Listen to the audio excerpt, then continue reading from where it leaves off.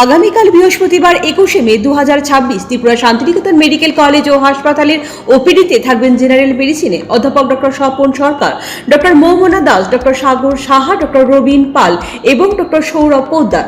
শিশু বিভাগে থাকবেন অধ্যাপক doctor Tapas Ghosh, doctor Nilanjan Majumdar, doctor Amitabh Chakraborty, doctor Olivia Dasgupta এবং ডক্টর অনুভব ঘোষ।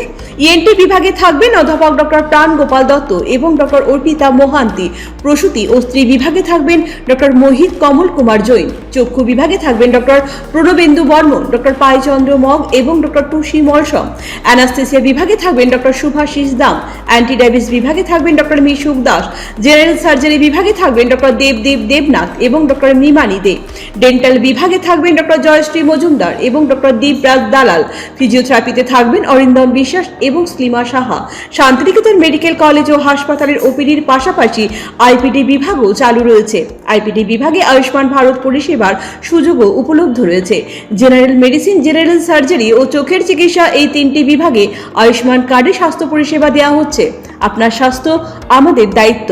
বিশেষজ্ঞ চিকিৎসক, অত্যাধুনিক যন্ত্রপাতি ও উন্নত পরিষেবা মাত্র 10 টাকার বিনিময়ে আপনারা সপ্তাহে সোমবার থেকে শনিবার প্রতিদিন সকাল 9টা থেকে বিকেল 5টা পর্যন্ত এই ওপিডি বিভাগে বিশেষজ্ঞ চিকিৎসকদের কাছ থেকে উন্নত চিকিৎসা পরিষেবা আপনারাও নিতে পারবেন।